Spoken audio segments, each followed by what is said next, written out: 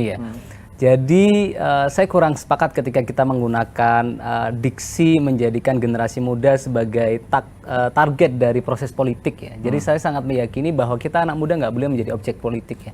Nggak boleh menjadi target politik, sasaran politik, mangsa politik. Tapi ide kita, narasi kita harus bergemuruh di panggung demokrasi Indonesia. Itu yang pertama. Nah yang kedua, saya melihat kita punya satu problem, yaitu dalam konteks bagaimana citra politik hari ini. Jadi kalau what comes to the mind when I say the word politik ya, apa yang muncul di pikiran kita ketika saya mengatakan kata politik ya. Ada yang bilang politisi saja tidak percaya dengan ucapannya, mereka kaget kalau masyarakat percaya.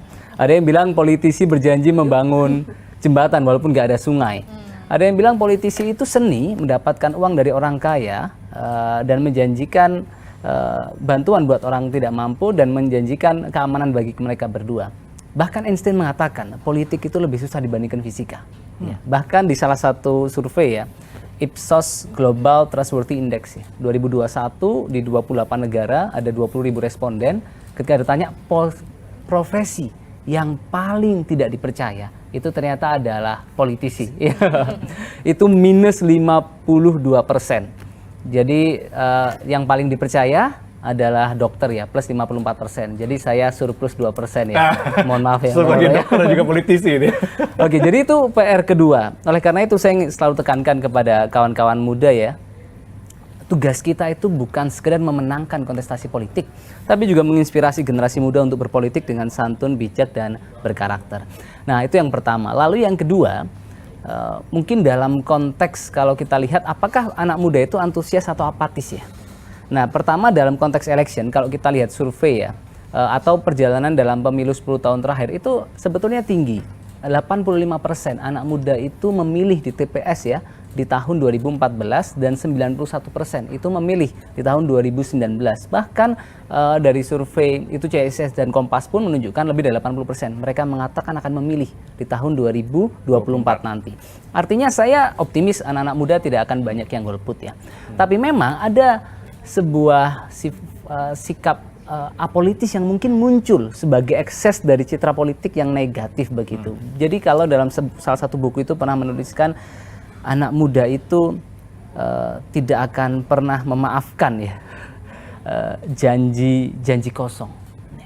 Dan kalau kita lihat lebih dalam, ternyata memang 4 dari 10 anak muda tidak pernah terlibat sama sekali dalam pembicaraan politik di media sosial. 4 dari 10 mengatakan mereka jarang terlibat ya, hanya 21% kurang lebih yang mereka aktif pembicaraan di politik. Dan kalau kita lihat di survei lain dalam konteks bagaimana mereka mengikuti pemberitaan politik misalkan ya, itu 5 dari 10 mengatakan bahkan tidak pernah mengikuti pemberitaan politik. Nah itu mungkin artinya saya ingin katakan begini, sebetulnya ada pusaran antusiasme dan apolitis dalam konteks anak-anak muda. Nah disitulah tugas dari teman-teman media, entitas politik ya, untuk bagaimana bisa memberikan edukasi politik buat generasi muda. Dan saya menawarkan beberapa ide baru begitu. Misalkan kita punya the new way politik ya, yaitu cara-cara berpolitik yang baru. Saya ingin katakan, walaupun diksi ini terdengar tidak enak, tapi saya merasa anak-anak muda hari ini tuh jengah, jijik ya, bahkan enak dengan politik ya. Karena status quo, mediocrity ya, mediocre, psychophancy, sikap-sikap penjilat para politisi begitu. Nah yang kita butuhkan adalah cara-cara berpolitik yang baru. Saya ambil contoh, waktu saya asli Malang ya, jadi waktu tragedi Kanjuruhan. Banyak politisi, bayangkan, memasang foto mereka sambil tersenyum, sambil mengangkat tangan begitu, dalam konteks duka Kanjuruhan ketika itu. Saya melihat itu could you imagine ya, mereka kalau saya lihat ingin membajak tragedi untuk kepentingan politik. Ya.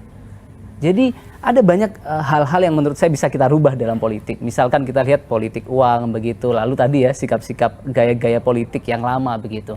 Nah kedua kami menawarkan namanya politik pemberdayaan misalkan. Iya, jadi karena saya sosiopreneur ya, ketika saya masuk dunia politik. Nah itu hal-hal yang menurut saya perlu kita lakukan. Ya, dan buat anak-anak muda saya ingin katakan tidak peduli usia kita. Siapapun yang punya ide dan gagasan, mereka punya tempat untuk mengabdi di negeri ini. Terima kasih.